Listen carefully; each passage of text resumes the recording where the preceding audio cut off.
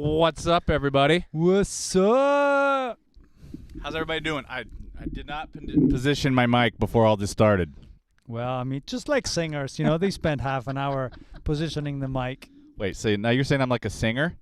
Yeah, that's what singers do. I'm not sure that's a compliment, actually.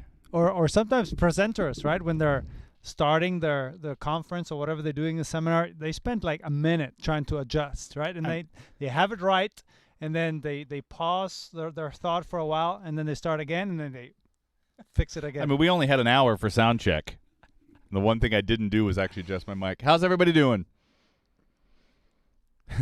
Alex says, no live stream would be complete without me fiddling with my mic. Pretty true. All those years, I never got a mic. I was always in the back of the stage. So now I get one, I'm making up for lost time. All right. So we got our classic diehards. Nice. So what's everybody been up to? We took last week off. We may be doing these every other week for a little while. Working on some other guests coming up. Something else with Matt Phillips again as well. And actually Scott, I haven't even told Ernesto this, Francisco, who I don't know if he'll pop in today or not, but gave me a really good idea for a live stream. Oh, that would be sweet. Fun and challenging. And I'm not going to tell anybody, but I'm going to tell you there's a good idea for one. So basically, you're pulling the Apple thing. We have some great stuff in the pipeline. We cannot talk about it. Yes. I don't want someone to copy it. Who's going to copy it? And who cares? Okay, right now. Yeah, as you guys can see, right, we are sporting new shirts. And I got more coming. I'm working on a bunch of ideas. I'm going to get something somebody likes. This is I'm working on it. Very cool blue. I'm liking it. Actually, I'm kind of jealous. The blue looks cool. Yeah. This is like black. It's like very like, here I am, right? Check it. And then this is the heart of recording right there. The record button. It kind of looks like the record button on the GH5, actually. The record button in Logic just looks like an R on the, here, so. Oh, yeah. Talking about GH5, today we actually using another camera, right? Yes, we are upgrading some camera stuff. We are getting ready to do a lot of new live streaming starting next month. And that's all I'm going to tell you about that also. So we've been upgrading some things. The GH5 is new, and it's loving. The GH4 was great, but oh my God, love the GH5. We still have the Canons that we use most of the time, but so we're trying some new gear out today. Unfortunately, I am running on the battery, so I'm watching the battery meter, and I have a second one charging. I don't have AC for it. Yeah, but we'll get that. So let's see, what do we got going? Who else here? Yeti's here. Arya, yeah. Ty, what's happening? Today's going to be fun, actually. I say that every week, but I always have fun because I get to talk about something to do with music, and all you guys are here, so it's always fun. So every week I'm excited about that we do this. But this is a topic we don't ever really – let's put it this way. Most of the time we spend talking about the fun stuff, right? Mic pre's, compressors, delay, mixing techniques, whatever, cool microphone, and all that stuff is awesome, and it is sexy and fun. But all that unsexy gear that we got to have all the time that a lot of the times we don't realize we need until we need it, and then it's too late because you don't have it. I know. I mean, even the stuff to do a stream like this, I mean, you wouldn't believe all the stuff you need. So we're actually going to do a walkthrough of that soon, but I think that's going to be an on-demand walkthrough because I think it'll be easier to walk through the live stream setup without live streaming it. I don't know. We'll find out. Yeah, I mean, just grabbing your phone and plugging a lightning cable into OBS. I don't think it's that easy. No, there's a lot going on, especially the big stuff that we're working on and some concert stuff and whatnot. That stuff's quite complicated, but fun, actually, especially as it starts to work. It's a hell of a lot of fun. But all the little things that come together to make, I don't care if you're at your home studio or if you're at, United or East West recording down in Hollywood or, the power station or whatever. Yeah. We always see the console, we always see the microphones and all that stuff and the outboard gear, and, that's all great. But, at some point, all that stuff has to get connected in one way or the other. And usually it's in the middle of a session, you got a band or you're doing something, you realize, oh, shit, I can't get this connected. And then you realize, oh, I don't have the connections to do it. Yeah. So now you're screwed because you need to do it then. So we're going to go through all that stuff of what we should all have now. Yeah. And on top of that, I'm sure a few of you, especially Ty and some of you that are doing live sound, I'd be willing to bet that you guys have your boxes of stuff or your bag or whatever of stuff that you take with you all the time because you just know you're going to need these odds and ends things to make a concert happen. You know, I used to use a tackle box on the road. Yeah. I should probably get a new one now, but they're great because you can put everything in it all in one spot, keep it together. Or sometimes you can have a musician that comes and has a very particular setup, and it's like, hey, you happen to have this adapter because I didn't bring mine? That happens a lot. That happens a lot. And then it's what adapter you need? Oh, I'm just going like mini out, and then I go into a split, and then, you know, I have to go XLR. Then it goes to MIDI and comes out MIDI to HDMI and HDMI to female XLR. And it has to be 90 degrees because otherwise it doesn't fit my laptop. Yeah, so I'm sure there's a few that you guys have that would be good to know about, but I'm going to go through the ones that we have here. I also talked with Scott Francisco today. I asked him about it, what some of the things that I got to tighten this thing. It keeps lowering. It's driving me crazy. I don't want to knock the laptop out. I talked to Scott about some of the things that he uses not only in his studio, but he does a lot of work, or was until Corona happened, going to other studios and things he would take with him. I also called Barry Rudolph because Barry's done 1 million sessions over the years and has a great studio at home, and he had a few things that he uses all the time that are maybe not the most typical thing that you would think of, but facilitates his workflow, and I thought actually a couple of them were really freaking cool, so I'm going to share those with you as well.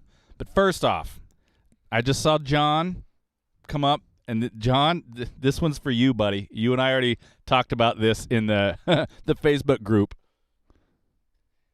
Here, I got to switch to the GoPro. Hold on. And then Ty says Pelican Air 1535.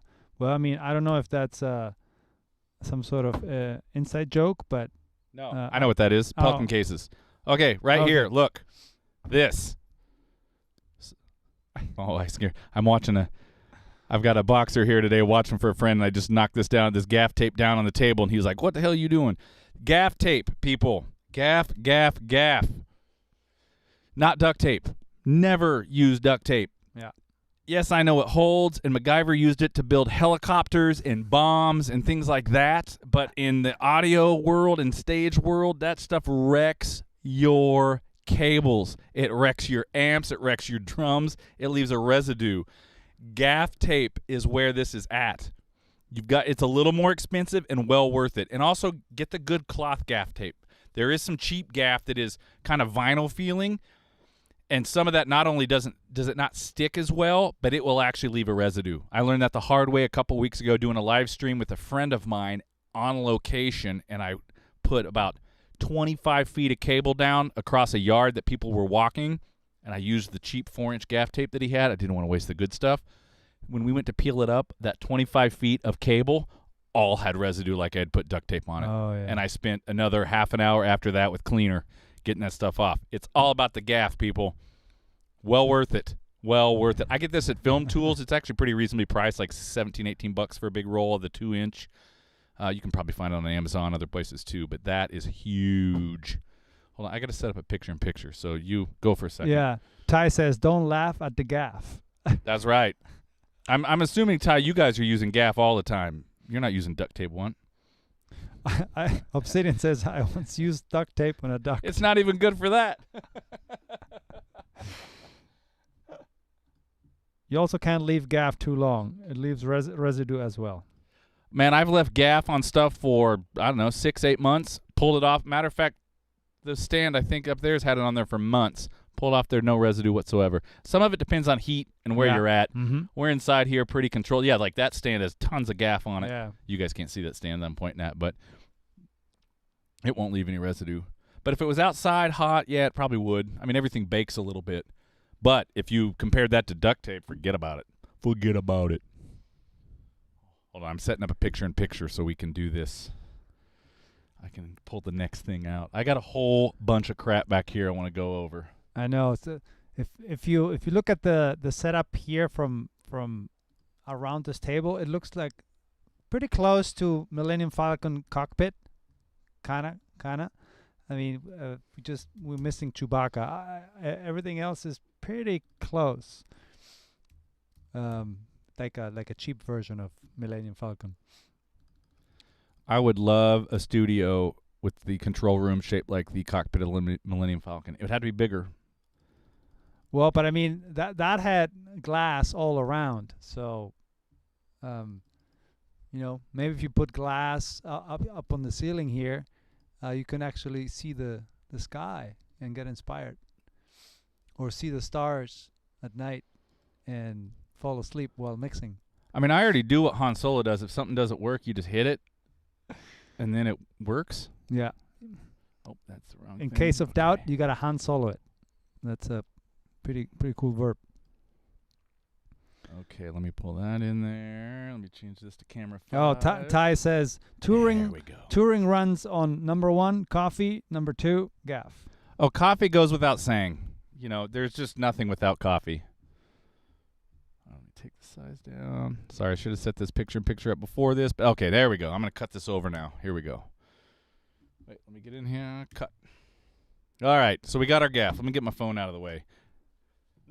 Next thing, and this is an obvious one. I'm going through the obvious crap first, but don't get mad at me because you'd be surprised how many times that this comes up, is an actual real flashlight.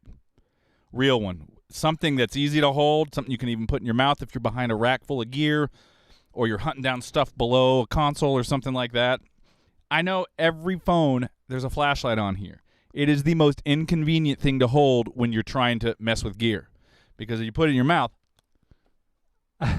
you're either, shining it down somewhere else or you're shining it up in your eyes. A flashlight that you can easily just and go to work seems like just a ridiculous thing, but it's a big one. Huge. So that's a reminder. All right, so I got the obvious ones, at least in my opinion, the obvious ones out of the way. Which one of you really killed Greedo? It depends on which version of Star Wars you watch now. Jeez. Okay, let's get to another one here. I got 2 right here, actually. I'm going to move my coffee mug because coffee is first. All right, this headphone extension cables. I can't tell you how many times because every single time I need these. Even all weekend. Yesterday, I had Oscar Seaton in. Fantastic drummer. Go check him out, guys. He's awesome. And then we did some all-day of drums on Saturday with the band called A Page Unturned, which I have some video coming out from soon. And the drummer, back in the back, I got the Behringer headphone mixer right there. And even though it's there, they're using in-ears. And for some reason, every in-ear company thinks that like a 3-foot cable is an appropriate length cable. It's so ridiculous. And it's been that way forever. So even though they're sitting right next to the headphone mixer, we use these. I have probably 10 or 15 of these because sometimes they die really fast. But they always get used. I've even had to daisy chain them together sometimes to make things work. If someone's further away from a mixer, we have to join people on the same mixer. But having these, and I take these with me. If I go do a gig somewhere, this at least 2 or 3 of these go in a bag. Just find them, buy 3 or 4 of them. If they break, you can try to fix them. You can toss them. They're cheap. This one actually is a Radio Shack one. Holy crap. I've had that for a while. And it still works. Works better than some of the stuff we just bought this year. So this, super important right there. Headphone extension cable. Next thing, while we're on the topic of headphones. Headphone splitter. Right here. These are cheap. This is...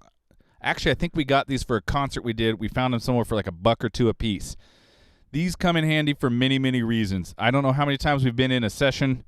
I don't know why I said how many times. I'm going to say that a lot today, just so you know I'm going to repeat myself quite a bit. But, the band's in. We've done this with, a dozen bands where you're in there, you're getting down to the end of the recording. You're like, man, we want to get some group vocals. Everybody go in there and do this gang part or this shout part. And instead of me going and setting up 4 or 5 headphone mixes, or 6, especially if the whole band, maybe some friends are there. I've had as many as 10 people doing this before. Instead of trying to set up all these separate headphone mixes, I take one headphone mix box, and I put it in that room, and then I daisy chain a bunch of these stereo headphone jacks together, and everybody gets the exact same mix. It takes me about 3 or 4 minutes to set it up. That's it.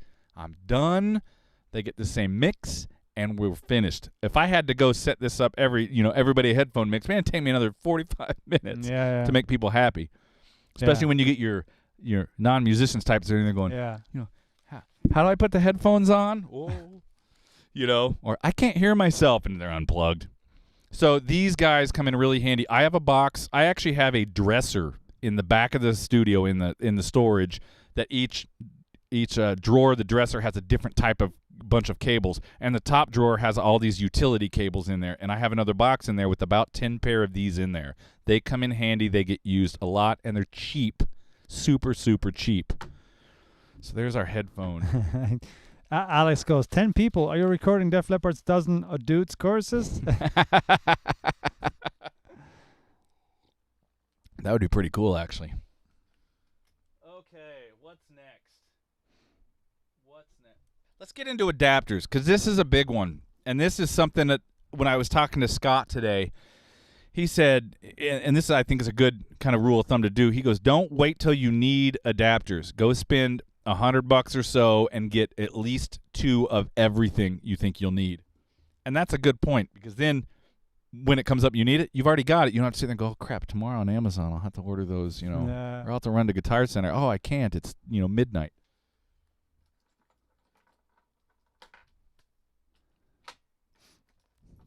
Did you notice if these headphone splitters actually lower the volume a little bit? Nope. As in, no, they don't. Excellent. Not that I've ever noticed, but we're pushing out so much volume in there sometimes that maybe it's a good thing. But no, I have not noticed that there's been any issues. Okay, I got a lot of crap here. We're going to start with these. Just good old-fashioned 1/8" to 1/4" adapters. And sometimes, I didn't bring the other ones in here. These are the flat ones. I also have a bunch that are the screw-on type. These are the Planet Waves. They work rather well. Let's see if I have one of the others over here. Oh, I do. I also have some of these. Oh, yeah. You lose those so fast. These disappear. Also, they tend to be finicky depending on what you're putting them on. Like some things I can use the Planet Waves and it's fine, and sometimes it comes out mono, and then I go plug this one in and it's fine, or vice versa. It's just strange. But I have probably a dozen of these in various different, forms. I have some Radio Shack ones. I have a bunch of these gold ones. I have some of the gold ones that are extra ones that actually have the threads on them, so it fits the AKG headphones. The Audio Technicas are the threaded type, so it fits on there easily. Then if I was using this, say, in conjunction here, see I was doing this, right? And then I was plugging the in-ears in here. I would then take some of this gaff tape right here, and I would wrap it around here, especially if I was doing a live show. But I do it in the studio, too. The last thing you want is be in the middle of a killer take, and pop, headphones come out. A little bit of gaff goes a long way right there. But these, have tons of these, because, somebody's going to take them. Yeah, I don't know how many times the drummer got done the session. I go back to pick the up. The band's gone, and these are missing. All I see is the end of this open. It's like, God damn it, lost another pair. Then also having the opposite, having a 1/4" female to 1/8" male. This comes in handy, especially coming out of laptops. We use it with the iMac. I use it with my laptop here sometimes. Other stuff too. I mean, this just comes in handy. I have about a half a dozen of these somewhere. Okay, so that's those. These are necessities, man. Just get them and have them. You're gonna need them. Trust me, at some point. Then you have all your barrel type connectors. Here's some that get used all the time, and these are just 1/4" female barrel connectors. These come in handy for extending runs. I have some other ones out in the live room right now that are plugged in with the speakers, our PA speakers that are plugged in there. But these things come in handy a lot. We use them to extend runs. I think somebody must be walking by. The dog's like, what's up? To extend speaker runs, or to extend headphone runs sometimes across the room, that sort of thing. I have a bunch of those. I have about 3 or 4 different types that seem to work. I also have a homemade version that's a little bit longer. This thing I've had forever. It's all beat up, but it's just good old cable. I got 2 female ends. This thing works rather nicely, and it gives you a little bit of room to work, because you got some length on it. Yeah, John says there's a difference between basic XLR to quarter inch and then the ones that has impedance conversion. I've never noticed any issue with it though, to be honest with you, because it's all line level coming out. But I'm going to look that up because that is something. If that is an issue, that is definitely something to watch out for. Yep. Yeah. So yeah, we'll Sherlock that thing out. All right, so here's the other version. You get your XLR barrel connector that's just male to male. These are great. Sometimes I've had to use these in a pinch when I've got a piece of gear and I only had a certain type of XLR cable, or especially if I have to go something that's quarter inch to XLR and I may only have quarter inch to female XLR cables, and that's great for going one way into your gear. And then I can pop one of these on real quick in a pinch, and then I have my in and out covered, that sort of thing. And I've used it. I haven't used this very often. I don't really use to extend mic cables, because if I had to do that, which we don't have to do here very often because the room is only 25 feet long, so most of the cables are fine. But I would just plug 2 mic cables in if I was really in a pinch. But this has come in handy when I've needed to get some in and out of gear real quick, and I could temporarily just put one of those on and I convert my cables. Here they suggest paint all of your cables and adapters hot pink so they won't be stolen. Yeah, and then wait till you see all your photos and video. Although I know people that do that. Yeah. Or put your name on it, or get a friend of mine used to get one of those the machine. I can't believe I can't think what it's called. The machines that let you print everything on them, right? Oh, yeah. A label maker. Yeah. My Lord, I couldn't remember what a label maker was. Get a label maker and everything, and then he'd stick it on there, and then he'd put clear tape all around it. So if you wanted to take it off, it was such a nightmare. So everything had his name, address, phone number, the whole 9 yards on there.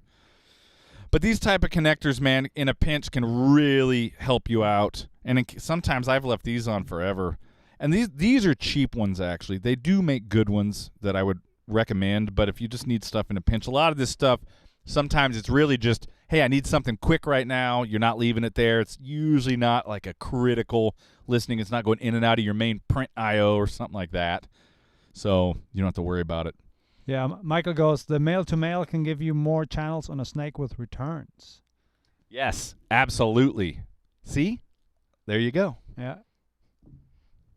That's a good point, too. Yeah, you can turn your returns into, because every snake, like the one we have here, too, we got 2 of them, and you got those extra returns that almost never get used. Yeah. But you use some of these, and all of a sudden you got extra channels. That's a great point. Then here's female barrel connector.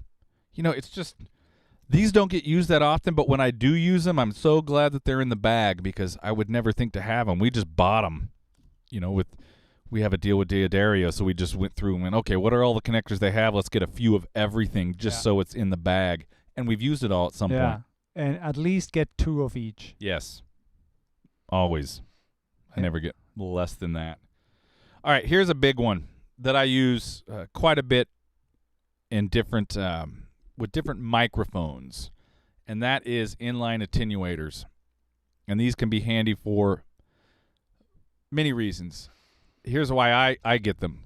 I mean, I have a lot of headroom on the console and this outboard gear, so usually even on a loud source, as long as the mic has a pretty high SPL, 140 or above, most of the time I'm cool. Maybe some loud drums I get in trouble, but that's where these things come in handy, because I can stick it in and pad this thing down. Let's see, I can't tell if I'm upside down here. I can pad this down 15 dB, bam, right away. And all of a sudden, say an outside kick mic, say it's a condenser, and bam, I can use it. Now, I had a few nice ones made because these are cheap. This came in like a pack. I can't remember how I picked these up a while back. It was a pack of 3 for, I don't know, $15 or something like that. And they're fine. We didn't really notice it was doing much to the sound, to be honest with you. But I went to Niant Audio. I think that's what it's called, Niant, N-A-I-A-N-T. They make a lot of different things, but they make a lot of custom cable, anything you need cable adapter-wise. And I had him make me a few really good 18 dB inline mic pads, XLR.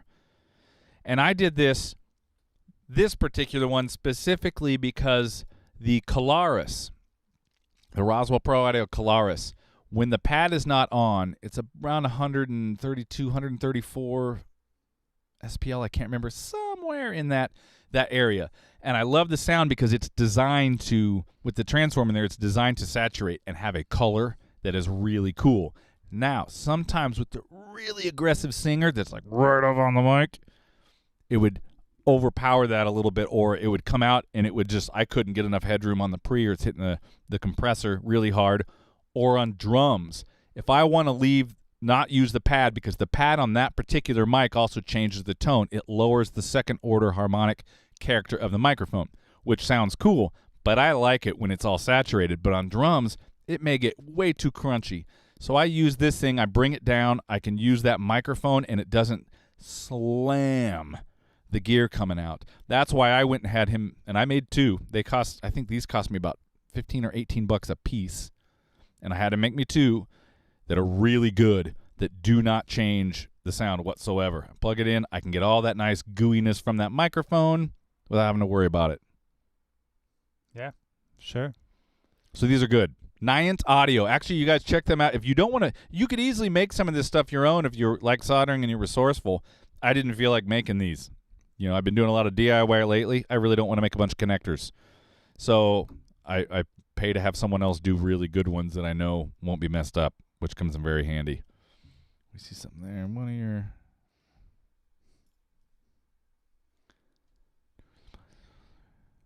Oh, Tour Supply. So XLR. Oh, the barrels. Oh, okay.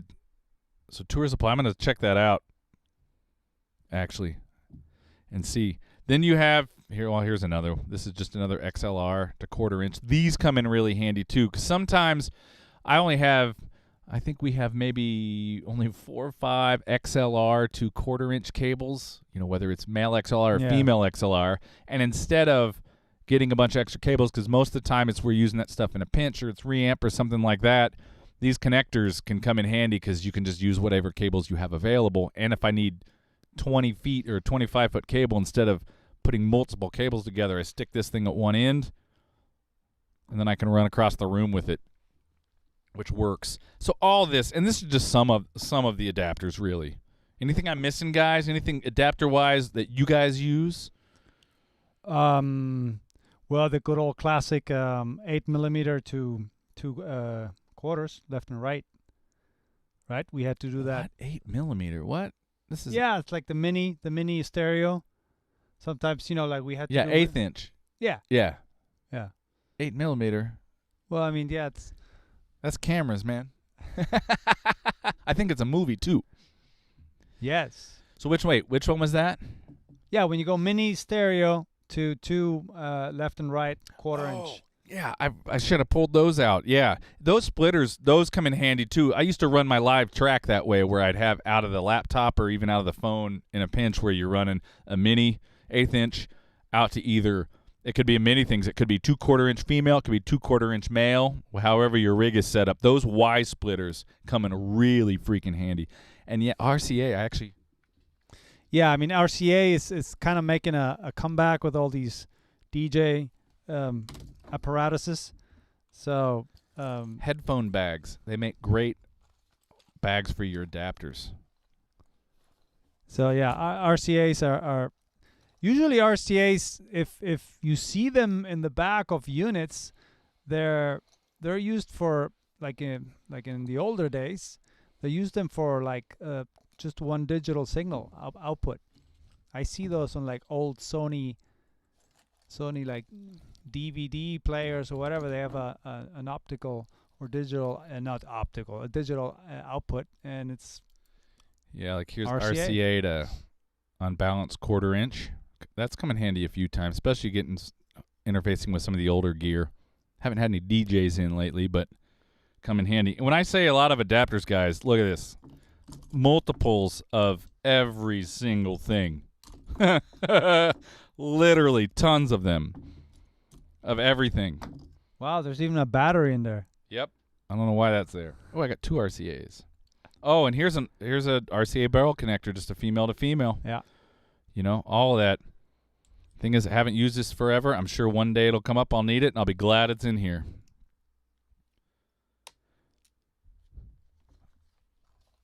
Let me get some of this out of the way. Oh, Michael goes, RCA for digital has to have the right impedance. Well, yeah. I mean, once you go very specific, impedance is always a big issue. Sometimes the Radio Shack cable might work. Sometimes it won't. All right, a few of these things out of the way. Holy crap, a lot of adapters. But they come in handy. Oh, Ty says, I carry a couple of eighth inch to XLR cables for pesky Yamaha desks that don't have 1/4 inch in. Oh, yeah, that's a good idea too, actually. I have one of those. Literally, that's one of the only things I have one of, which is cool. Oh, yeah, and then John says, I need more of those since more bands are using laptops for tracks. Yep, exactly. And half the time the band will ask, do I have one? Yep. Mm-hmm. Just make sure you get it back. Or do the hot pink thing because no one will steal it. That's absolutely correct. But then it's hot pink. All right, here's one other one that's maybe a little less useful. This is a line matching transformer.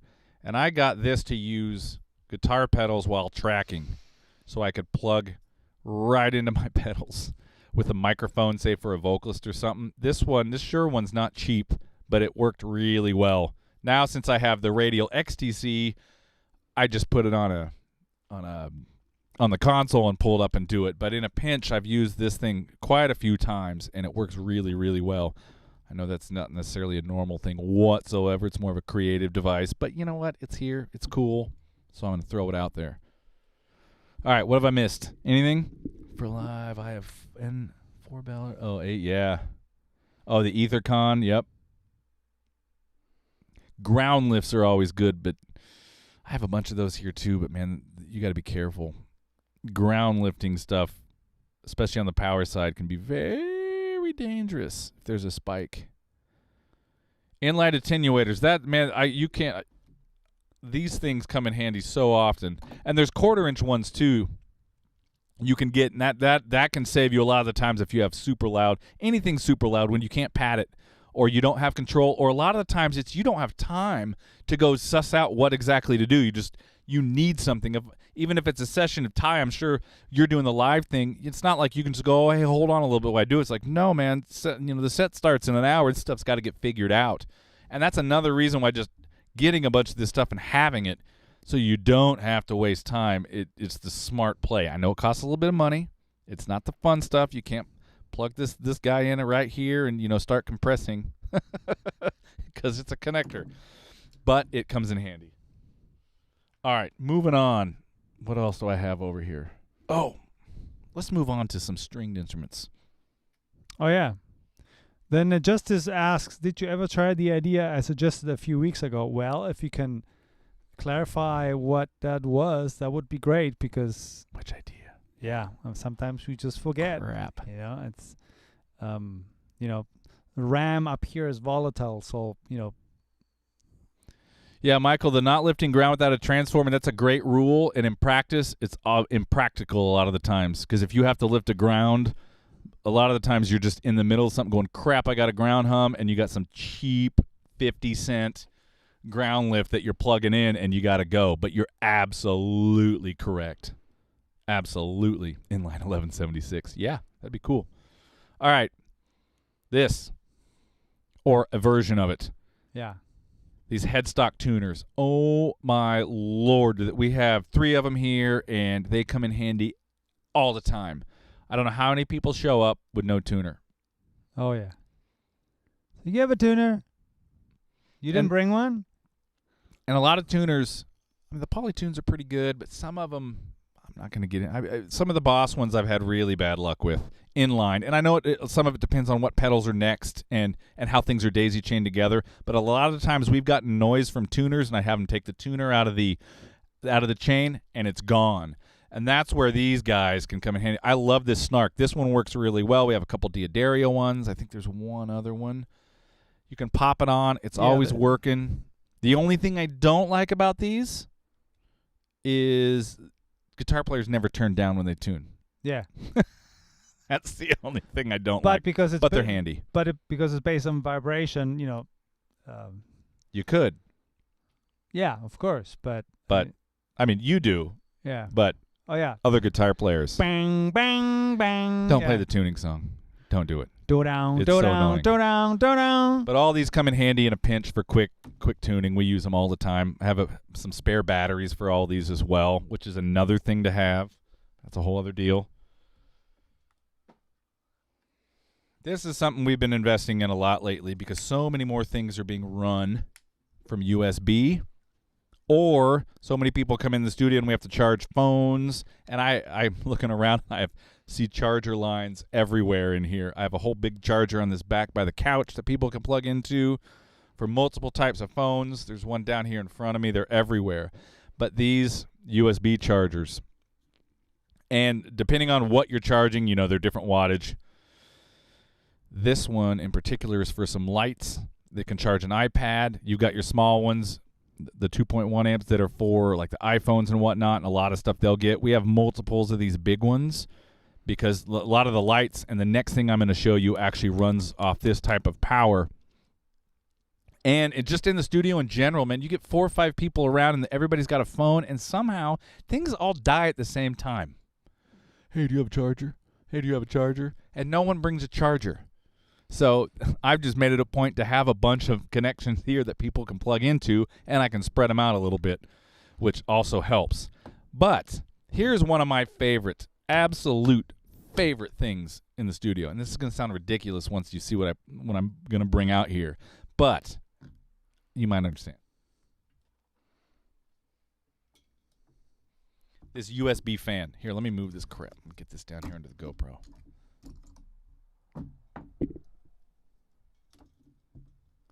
Does that show up on the GoPro? Yep. Get it out of the light. Look at that. This is a USB fan. See the USB connector down here? Which is another reason why we have lots of these guys. But this fan. Here, it's hard to. I should have raised the GoPro. I was trying to get it low so it wouldn't be in my face, and it's too hard to get everything in. And it looks terrible down there. This fan, I have one right over here next to me. You guys can actually see it. These are so freaking quiet. They have 2 speeds. They have speed 1 and speed 2. And speed 1, you can leave on during any session. Actually, a recent session I did with a friend of mine, Debbie Hennessy, which she's got the single coming out soon, which is just a vocal and acoustic. We had the fan on the entire time we did her vocals with a condenser mic, and the fan maybe 3 feet away from her. And even on one, I'm at least 4.5. I may be close to 5 feet away from that fan, and I can feel it. Can you feel that fan? Yeah. See, and you're at least 7, 8 Yeah, feet from it. And it's enough sometimes where just moving that a little bit of air keeps people comfortable. There's about $24, $25 a piece. I went and bought 4 of them. I keep one out by the drum set. You can just turn it on when the session starts. I have a couple more that you can move around if you happen to have multiple people in the room, or sometimes if we're just in here mixing and it's in the summer, we don't want the AC going, or I don't want to run the air filter, I'll just put 2 of these in the back of the room next to the couch and just have them on low, just moving air. Yeah. And you don't hear them. If you turn it on setting 2, it's still really quiet, but you hear it. But on setting 1, I've done vocals with a condenser mic with this thing within 3 feet of the microphone, and you can't tell. At least once it's in the music and things, even acoustic guitar is enough to cover it up. You cannot tell at all, and it just makes people feel comfortable. This is one of my favorite buys I've had. So such a simple $24 to spend. And since it's USB, I don't know why you could take it even if it wasn't USB. But if you have some adapters, you take this live. They're small. I think this is an 8-inch fan, maybe a 10-inch fan. Does that look like a 10-inch tom? Yeah, probably 10-inch. But I think they do make a one size smaller as well. You could easily take this stuff with you wherever you go. And always have a nice little fan that is not loud. Totally freaking worth it. Wow, we got some cool stuff here. Power strip with built-in USB ports, so they can't borrow adapters. Ooh, yep. I like that. See, I knew you guys were going to have some good stuff. Yep. That's a good idea. And then Don says, I had a really bad ground loop caused by connecting a USB device to the computer. A USB isolator solved the problem. Cost around $15. Interesting. All right, that's on my list now. I haven't had that problem, but I don't want to ever have that problem. So that is on the list. Ty, you always have it's funny you say that. I used to do that too if I was going somewhere, and then I stopped. If a drummer shows up and he can't have drumsticks, he doesn't deserve to play. It's flat out. Sorry. Oh, he uses to fish cables through Oh, yeah, that's exactly how we get the cables to our wall here. Because like Scott said a couple of weeks ago, having string in our wall is only about, I think it's about 18 inches outside to outside, 19 inches, something like that. So a long drumstick and some gaff tape, and boom, that's it. Yeah, fishing cables, that's a great thing to do. Yeah, and then to see what does they say? Yeah, I mean, drum keys are the obvious, but drum keys, it's like lighters and adapters and all that stuff. They disappear. One day you have one drum key, a week later you have 14. A day later you have 3. It's just strange how that stuff disappears all the time.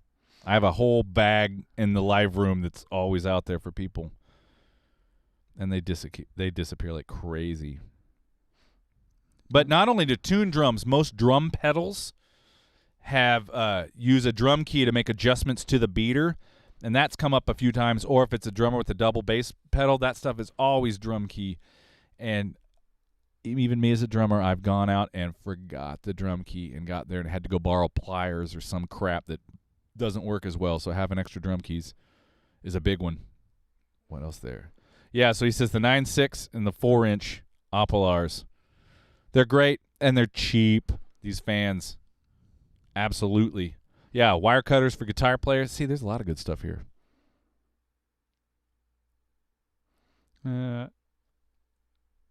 Wow. Yeah, I think Monster Cable is coming back, I think, with a vengeance, because I've never seen them lately, right? People just, hey, I've got another Monster Cable. Now that's somehow back with. I've always had bad luck with Monster Cable. Bad luck. I know. I had a crackling Monster Cable that ended up on a video, and it's in the soundtrack. Yeah. When I moved, you're like, geez. They always tend to die. All right, while we're on the drum topic with the drum keys, here is one of my, here's another adapter. See, look at that. I got adapters coming out everywhere. Move that fan over. Lug locks. Let me get the thing up where you can see it.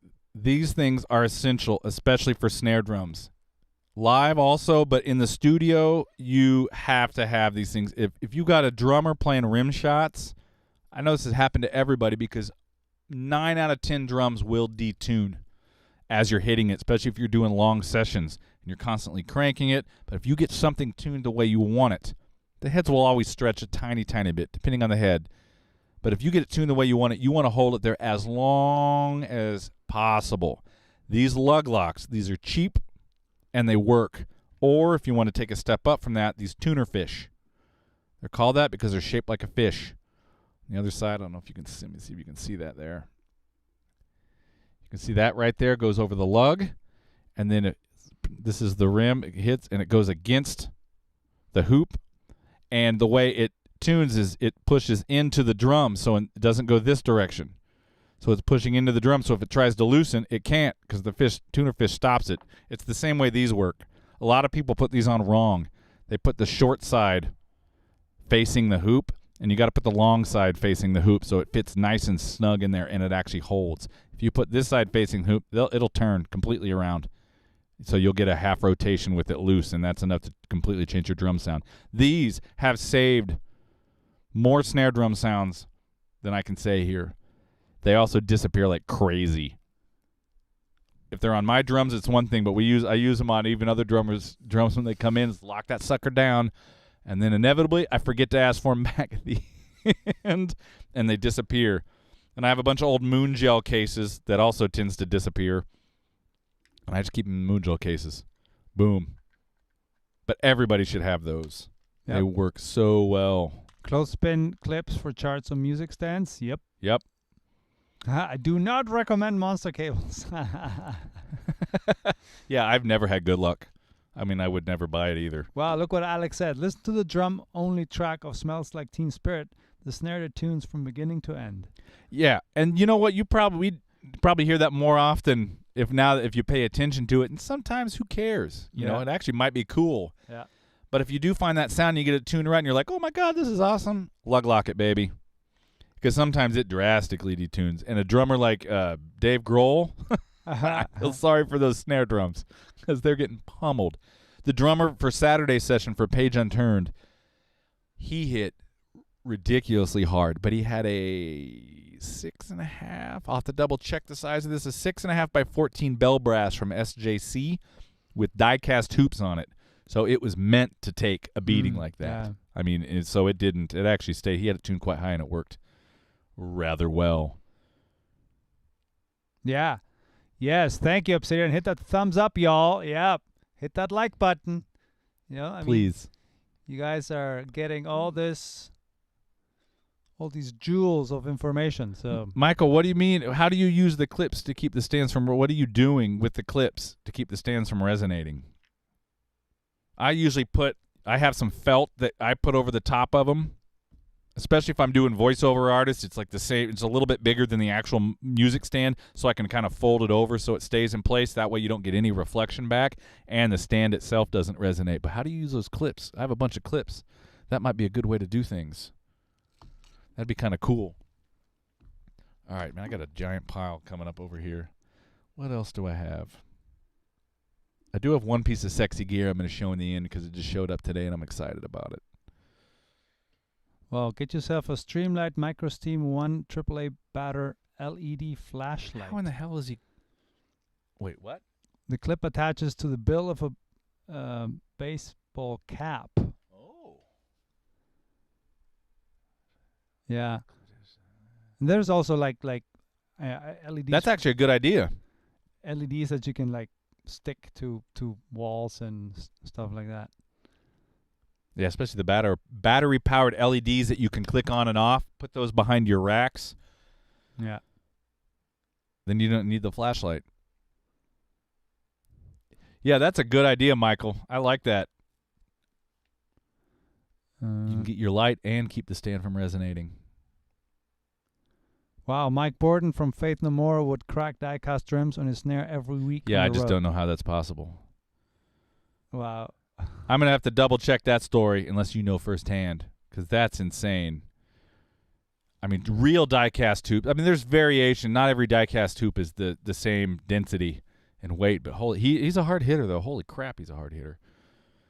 Binder clip on the bass drum hoop near the port is good for fishing a cable into the drum and not having the cable hit. Yeah, that's actually a really good one.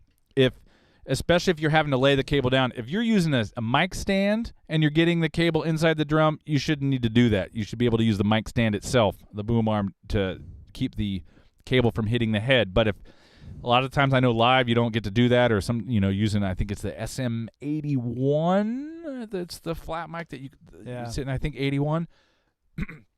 Excuse me.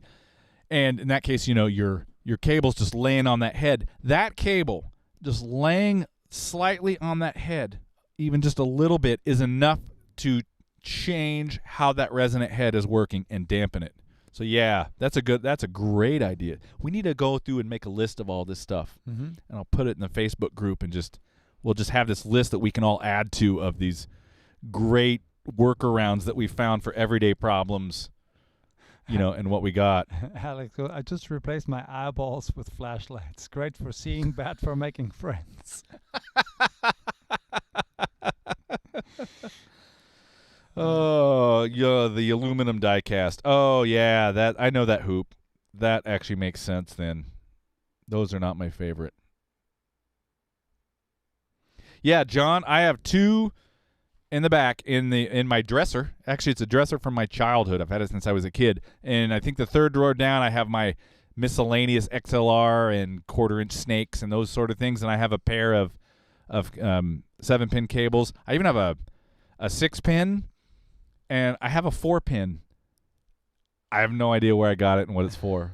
But if I ever run into something, I have a 4-pin cable. There you go. It might be DMX or something. I don't know. No, I think DMX is just normal 3-pin. Huh.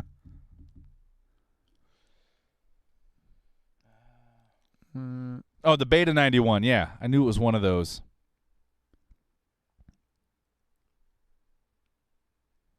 Oh, it's a 6-pin.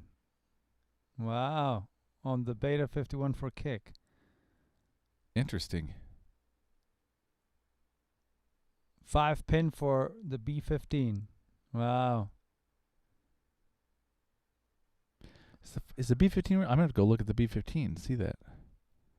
Yeah. I mean, sometimes you just forget. When things just work for a while, you kind of forget about them. Yeah. All right. There's a couple. Here's one new one, and this one is something that facilitates a workflow that we do a lot of the time, and sometimes that's what the specialty gear ends up being.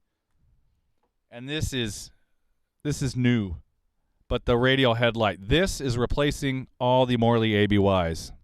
They aren't even in the room back there anymore. This worked, and there's video. I'm almost done editing. I got a few things left to do on it. I will hopefully have that video out this week, actually. We did a bunch of guitar experimenting over the end of last week, where we tracked a little bit, but we were really just in an experimental mode day, and this had just come in from Radial, and it's awesome. No hum. I got no backwash like I would get on the Morleys from one channel to another. It was just fantastic. You can use it like an ABY, or you can control up to 4 or run 4 amps or outputs, whatever, at the same exact time. You can have all on, all off, and you can switch between each one. So we were able to switch through our multiple amps, check them, and then hit the all on button, and bam, everything was back and running. Plus, you got your ground lift and polarity flip that can help a lot, but we didn't have to do. Oh, I did. We had to flip whatever amp we had on 3. Oh, we ended up not using that one. Yeah. We were just the first 2 most of the time. But this thing worked fantastic, and I'm sure you've seen some of the other videos and stuff that, especially from some of the sessions I've done, if I'm doing guitars and bass, I'm always running multiple lines. Bass, I'm almost always running 3. There's a clean amp, dirty amp, and a DI. And with those Morleys, man, I had so much problem. Even if I would go to the DI and split out of the DI to run to the amps, you'd kick the distortion on the distortion and it would run back through those lines, and it drove me insane. It was so hard to just get a clean DI track. No problem with this sucker at all. Yeah. And it's built like a tank. Holy crap. Yeah. Heavy. I mean, if someone pissed you off or was trying to steal your console, you could, beat the crap out of them with this thing. Yeah. Built well. But their stuff is also so well built. It's great utility gear. What else we have?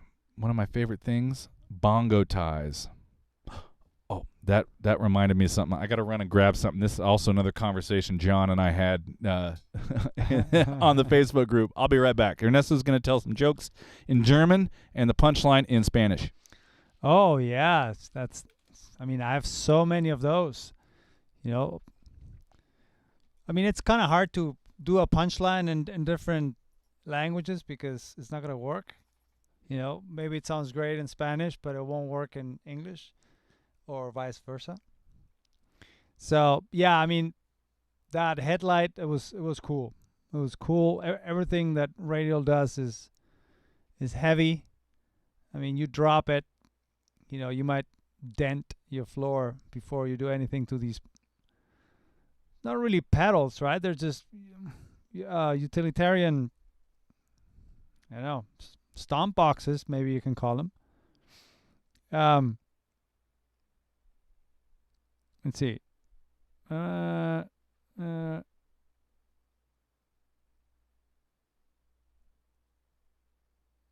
nice. Okay, yeah, Alex. Yeah, we'll mention this once Charlie gets back with all the things he has to grab. And yeah, he just brought the truck, so bought the pickup truck with all the things in the back. I found more things.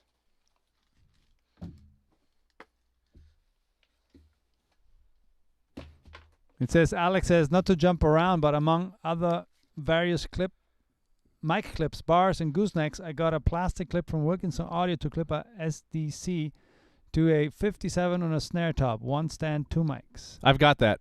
I use that all the time with SDC 84 in my Pro 63. Those are great. So easy to get the mics lined up. You don't have to have multiple stands. Oh, my Lord. I think mine's not the Wilkinson, though. I got the X-Clip, I think is what it's called. What's up, buddy? Okay. Few things. And this one's still even wrapped in the box, but plastic. Yeah. And someone may have said this earlier, but I think Ty, this might have been one of the things he had. extra Ethernet cables. So many things are going Ethernet now. Our whole headphone system is Ethernet. But if you might be using RedNet, you may be using the Motu AVB, those sort of things, and having Ethernet cables. I'll go at least Cat 5e, but most of everything we have now is Cat 6 or better, and it's all shielded. But having extra of these is super handy because they do die. They get rolled over, they get beat up, they die. They're not expensive either. Here are these other cables that Ernesto brought up, actually. Here, let me pull this back into... Oh, yeah, you can see it.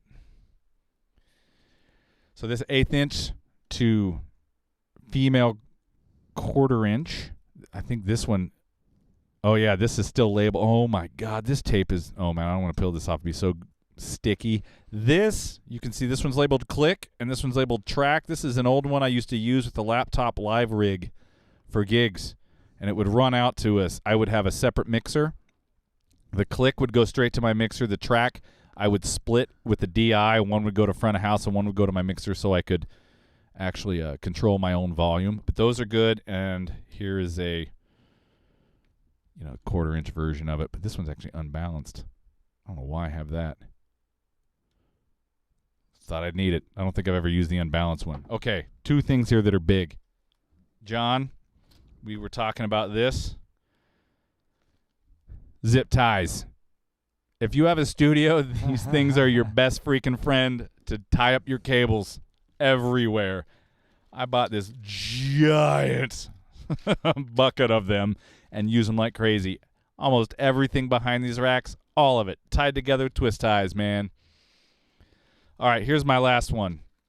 I mean, there's so many things we could do, and I want to read some of the things I missed. But this is a big one, and I'm a huge stickler for this. Concerts, even in the studio, especially if you're in the live room and as the engineer, but really anybody, and the drummer's playing or things are loud. Earplugs. You get one set of ears. Don't be a freaking idiot and beat them up. I have tinnitus, man, or tinnitus, whatever you want to call it. My ears never stop ringing. Luckily, I haven't lost a lot of hearing, but it's really annoying. But we have a bunch of these type. These Diodario ones are great. These are just the cheap foam ones, man. They come in handy. I mean, even these cheap foam ones, you can get this stuff at CVS, Walgreens. You can order the Diodario ones, whatever. I have tons of them here. I have over here to my right, I have a coffee mug full of them. This one actually stays on the window over by the ISO booth. So anybody comes in, if we need to wear earplugs, I always do if the drummer's in there playing, because a lot of the times, unfortunately, drummers don't think, and they just get their stuff set up, and they're so happy, and it's like shiny toys, and they just start beating the crap out of it, and your head's down there moving the snare mic, and it's just like, man, I just want to knock you off the chair right now. So I always just have these in my pocket on a session, especially if it's a drum session. And as soon as that happens, I pop them in. Drummer can go to town. Sometimes they're cool and they say, hey, is it okay to play? If I'm playing, I'm always like that. But a lot of the times they don't. So instead of making it their responsibility, I make it mine. I put some earplugs in. I save my ears. That way I can come back in the control room and I don't already have tired ears. So it's huge ear freaking plugs. I can't say that enough, man. I can't. Alex goes, to use zip ties or to tie up bass players who ask to do overdubs. Oh, speaking of bass. One thing we had to do one time, this was crazy. It was with Kevin Chown and Chad Smith. Yeah. For whatever reason, we couldn't get one of Kevin's basses he was using that day was just, there was a ground hum. Even when he was touching it, there was still a little bit of a hum. Yeah. But some of the things when he would play, he'd be hitting hard and hit things and he'd come off of it, and there's just this hum that would just this ground. It was horrible, right? So we took about a 2-foot piece of wire and we cut one end and we attached it to the bottom of the, what's the thing called on the bottom? The jack? Thank you. No, where the strings attach. Oh. I'm having a brain fart today, man. Oh, you mean the bridge? Thank you, the bridge. I need Chipotle. We attached it to the bridge, and then we wrapped it around the back, and we stuck it down the back of his pants. And I cut it so like it's about 6 inches of the wire was coming out, so it was always touching him. So no matter what, like especially in between songs, Or if they were like practicing and doing it, he'd stop and he'd be listening. You didn't have to think to turn down all the time, and it completely took care of the ground hum. Oh. Because it was attached to the bass, and we stuck it down the back of his pants. Just a cheap piece of 12-gauge wire or 14-gauge Wow. wire. Worked great. Fantastic. Because in theory, every guitar and bass has a ground wire from the electronics to the bridge, just so that when you touch the bass, any hum goes away. Right. But as soon as you do this. Yeah. But that day, it was so bad, and we never figured out what it was. But we just, with one piece of wire, it eliminated the entire issue. So we're like, okay, who cares what it is? But stick the thing down the back of your pants, and let's go record some music. The radial tone. Yeah, the AB. See, I almost, Don, that was the other one that was on my list. I just wanted something that I knew, because I think that ABY, you have ABY plus the tuner out on that one. And yeah, I think that's the case with that. Sorry, I was trying to think there. I went with the headlight just because I wanted, sometimes I need more outputs. And the tuner out not being isolated, I was just, I don't know, I'd never tested it, so I don't know if it was going to be an issue, because theoretically you could use that tuner out as another out. I just didn't want to have the problem, so I went with the headlight, because you get ABY plus ABCD, you know. But the tone bones, you can't beat any of that radial tone bone stuff, man. It's awesome. Really cool company, too. Some nice guys over there. I'm trying to get them on. They've been super busy these last few months. We were trying to get them on to talk about some of the DIs and how they make them and what, you know, all the different ones and all that. We're working on that. What else we got there? Here, Ty just lists some of his stuff. Oh, yeah. So the Pelican, those are hard cases. Really good hard cases. Network cables yet. Gear 3000. Oh, the MADI interface. Interesting. Oh, I'm glad you brought up the microphones there. So you carry all the betas and all that. That's one thing. Oh, and I got to go through. I got a couple things from Barry Rudolph that I want to make sure to show you. One thing when I was talking to Scott, because before Corona hit, a lot of the times he'd end up at different studios because they're working on TV stuff. He always took his speakers with him, one, because he knew them and liked them, but also, even when they'd work in the big studios, he always complained about them not having enough of the right mics. You know, like today when we had him on speakerphone, he's like, yeah, great, you have, 5 U67s, but there's one 421. I've got 4 So he always had in his bag a certain set of mics, and I do the same thing. If I have to go work somewhere else, I have a handful of mics that always go with me no matter what, and cables. That's a good idea. I don't have a Pelican case, though, so I'm a little jealous. Michael, I haven't used the drag. I mean, honestly, this just came in last week, so I haven't messed with that. We did mess with the drag a little bit. I think I actually left it. Where is it right now? Because wherever it is it on max? I think I don't have a screwdriver here. No, I'm on minimum, and it just, with whatever we were doing, sounded right. And we're short runs and all that, but it's kind of interesting. You could use that as dialing in. Does it work with the pick? Maybe, because I think it's on minimum. Oh, no, it's about 50-50, actually. So we did play with it, so I left it wherever it sounded best. I didn't pay attention. I just went, oh, that sounds right. Yeah. Sounded cool. Yeah. Which I'm sure it's not exactly what it was intended for, but that seemed to work, and it sounded great. I just need to finish editing that video. I think it adjusts the impedance, right, of based on your pickup output. Yep. So it's another tone adjustment, basically. Yeah, I mean, geez. Okay, a couple things that I thought Barry had were cool that I want to show you. Let me pull this up. Okay, there's two that I really want to talk about. First one is the last one he told me. He did a recent article for Sonar Works about parallel recording. He built, and Barry does a lot of building of splitter boxes. He does a lot of custom, like, stereo boxes with different transformers that you can use for mix stage, recording stage, and just get different tones from transformers. Even somewhere he's built in ways you can hit them really hard, or you can bring the gain down. He's got a lot of cool different toys like that. Excuse me. So was telling me about the way he does the parallel recording, and I do this sometime too, but the way he described it I thought was a really good idea. He made this box, and am I plugged in over there? Oh, I'm not.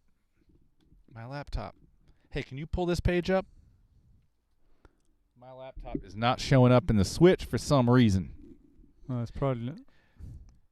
And I'll explain it while they're doing it. Is Search Barry Rudolph Yep. parallel recording, and the SonarWorks page should come up. Yeah, my computer's not coming up in the switch. All right, so anyway, here's what he did. He built a box recently that is basically a 4-way mic splitter, which, there's a lot of 2-ways and 3-ways out there. He had one for 4, and he used it a couple different ways that I thought were great in a session in a way to, one, say you have a vocalist and you wanted to test, you had a couple different pre's. You wanted to see which pre, no, it won't be his website. It'll be SonarWorks. Oh. So just type in Barry Rudolph parallel recording, and that's how I found it. Parallel recording. But he would, instead of doing multiple passes, save a verse to check out a mic or check out a couple different pre's, he could have one mic. He could run them into his couple different pre's, all the same performance, listen through, see which one was best, audition them basically, right? And then use that one. There we go. Here. Put my screen down. So scroll down to the diagram, and then I'm going to pull this camera in.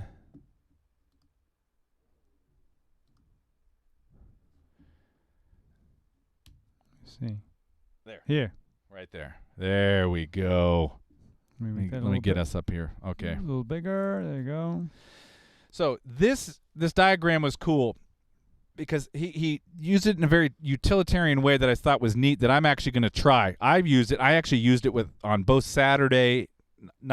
I just talked to Barry today about it, but I actually do a different version of where I'm using it to actually just add to the sound. He had a very practical use for this. Let's say you have a song, right, that has, say it's a mellow verse, but then the chorus comes in and it's crazy big. And you got your mic preset up, maybe your compressor is set up, and it's great for the verse, and it sounds in your face, and it's nice, and it's cool. And then the vocal hits on the chorus, and the compressor's squashed, sounds distorted, it's horrible. He would take the parallel and would set up his the diagram is only one way of doing it, but he explained a few different ways he's used it recently, and this was one of them where he would set up his mic compressor, however he was doing it on the verse, to capture that more mellow sound. He would set up his other one ready for the chorus, so when the chorus kicked in, the compressor wasn't slamming super hard. It was set up to handle the loud volume. It's recording both at the same time. So you got the same performance. You don't have to go back, reset your gear. Oh, hold on, let's check the loud part, whatever. It's already done. You can just get in that performance headspace, and then when you get the take you want, all you have to do is go out and cut the loud parts that you want and cut the soft parts that you want, mute or delete everything else. Same thing, say, with the drum set. You got a section where it's cross stick on the verse or whatever, and it's soft, and then it's slamming backbeat on the chorus. A lot of the times we end up cutting the cross stick out, put it on a new channel, gain it up, do all sorts of things. You could actually split the signal, have one set up for the cross stick, so you already got a nice cross stick sound, got good gain staging on the input, get that sound the way you want it, and then have the other pre set up for the snare, same take. Then all you have to do when you're done is just cut out, obviously on the cross stick, once it hits the snare, it'd be crazy distorted and loud. You just cut that stuff out. I thought that's a cool way, and I'm actually going to try that a little bit. I do the parallel thing sometimes where I'm just literally using it like parallel compression or blending in to create more of the sound. But that utilitarian way of working, scroll down a little bit more on that page. He's got the box that he built. Keep going. You guys, Barry has a lot of good information. His website even has a lot of good articles. There we go. So that's the box that he built. So you can see at the top where you have the mic input and the direct out. They're direct coupled, and then all the other outputs are transformer isolated out. So I may have to build one of these. There you go. Solder again. Yep. I still have another mic to build. I still have a tape emulator to finish. Oh, that's Sexy Gear. I'll get to that in a minute. We're not on Sexy Gear yet. But that, I thought, was a really, really cool thing, and a cool way to, once that's set up, half the time that you waste so much time doing setup in your sessions, that if you get in a good creative headspace, the last thing you want to do is now stop and have to, especially with singers, and do another sound check because, oh, now you're singing loud. I got to reset, whatever my compressor EQ or compressor mic pre is. If you set them up ahead of time, you got them both done. You don't have to worry about that. You just monitor the one you want to monitor. You can get in that creative headspace and you just keep moving, which is cool. Yep. All right, so the next one, he gave me one other thing that was cool. I can't believe I don't have one of these yet. You're going to have to pull this up too. Okay. And some of you guys might already. Go to the Cali Audio website. Okay. Which I know we talked about the Cali Audio speakers about a month or so ago. Probably more than a month. Time means nothing to me right now. Everything seems like it was a month ago. It's just weird. Time is very relative at the moment. But anyway, the Cali Audio MVBT, which is their Bluetooth in and out. This thing actually is really cool, and Barry uses this a lot. And I forgot I actually got to check this out with him when I was over at his place last time. Yep, there you go. Is it still up there? Yeah. So it's go to products. Productos. Bluetooth module. That's it. So this thing, talk about, like I have on the Trident, I have on the top of it an 1/8 inch in where I can use to get iPhones and stuff really quick. But like yesterday when Oscar Seaton was here, he had one of the new iPhones, and here's an adapter I don't have, which is the the Lightning to 1/8 inch.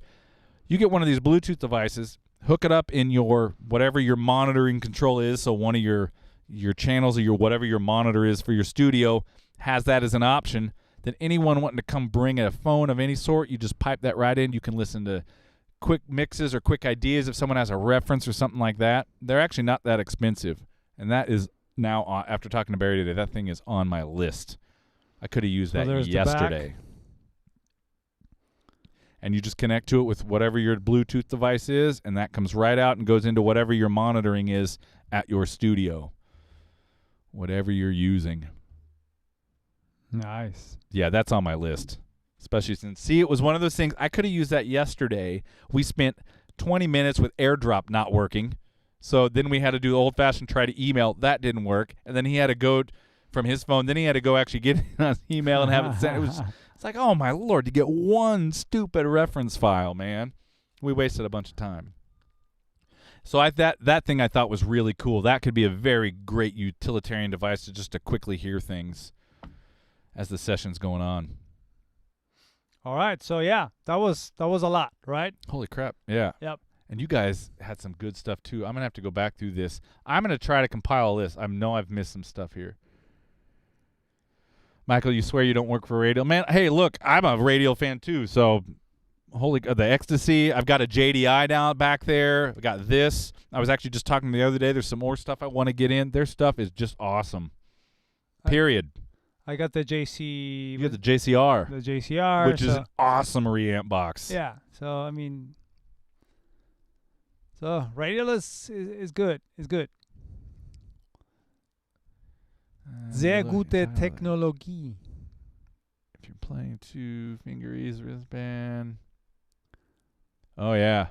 Oh, Michael. Harbor Freight. You guys, if you want... They're not Pelican cases, but Harbor Freight has their version of that, and they're actually not bad. I have one, and if you're just doing normal stuff, I don't know if I'd fly with it, especially if I was throwing it underneath a plane and going overseas or something. But for normal work where you're the one carrying stuff around, man, those cases are actually pretty good. And talk about cheap. Holy crap. You can save a lot of money. Yeah. Hey, we might go back on Big Shot, right? Big shot of us. Oh, yeah. Sorry. I got too many things going on right now. Camera 5. Just us. There we go. All right. Yeah. Awesome. And a few, I have some of the Overstayer channel amps that Jeff's stuff is so well designed. They have, the normal mic input. They also have line inputs, so I can use the EQs on them or the second and third order harmonics they have while I'm mixing to color sound even more. But they also have an aux out. So you can have your main out that goes in and out the transformers, and you have a clean aux out that you can send somewhere else. You could do parallel processing that way too, which is really cool. All off of one mic preamp. And they sound fantastic as well. What else? Just always use the Harbor Freight 20. I bought all the Skyline diffusers in the live room. I painted those with the spray can. Not spray can, but the I don't know what you call them, like a real painter's spray can, but I bought them from Harbor Freight for like $20 a piece. They'd last for maybe 2 or 3 of the 8-foot diffusers that die. They're so cheap, I just take it back and get a different one. Just keep exchanging. Hey, this one's dead. So, but, sometimes you get good stuff over there. So, yeah. So, I guess that's plenty for today, right?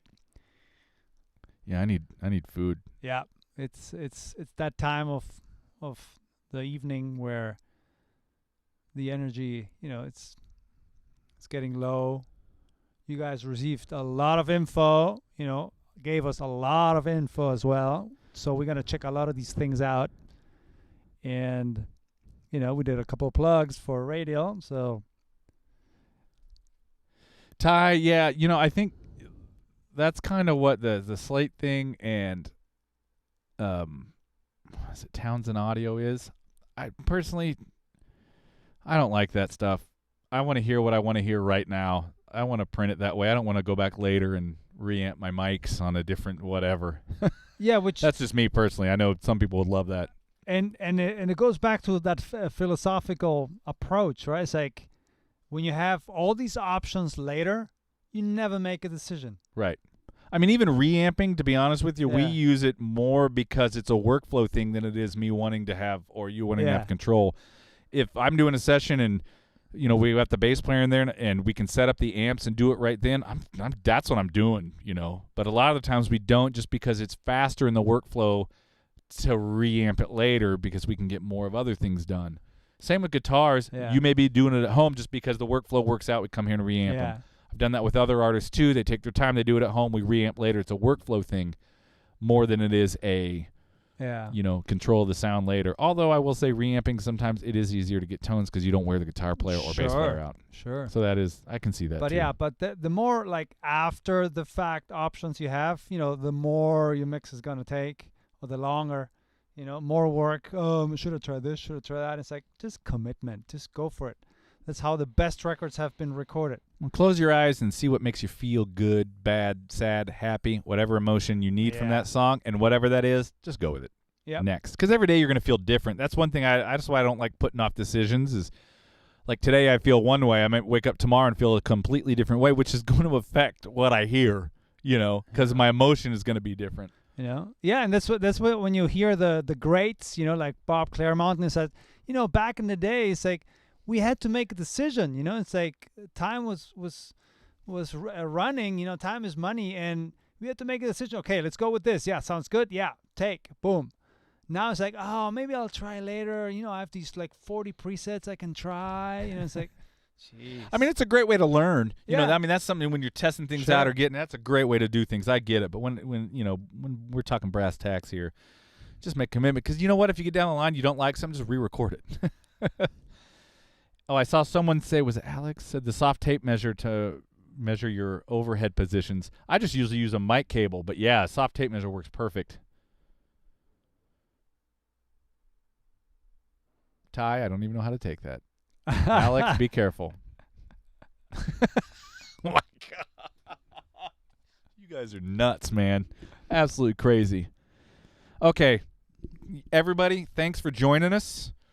That was Yes. cool. This is one of those, we've been trying to do more utilitarian kind of things because we always talk about all the fancy stuff, and everybody does. There's a lot of great YouTube channels out there, a lot of guys talking about some really cool stuff.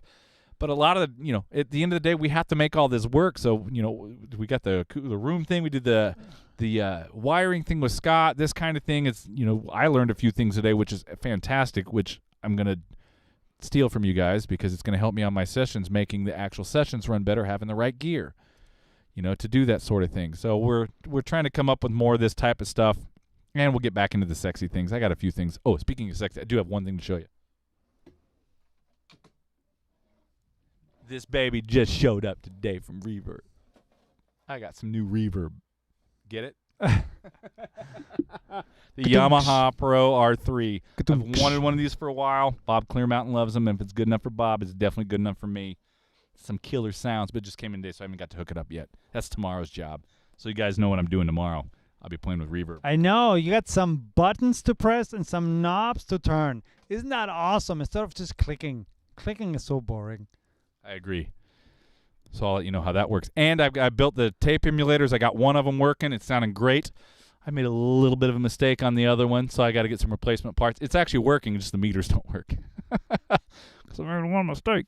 But those sound sculptures are actually pretty cool, so we'll be getting those on one of these live streams soon. In the meantime. All right, so don't forget to hit the like button. Yes, please. Right? And then if you like some of these shirts, better.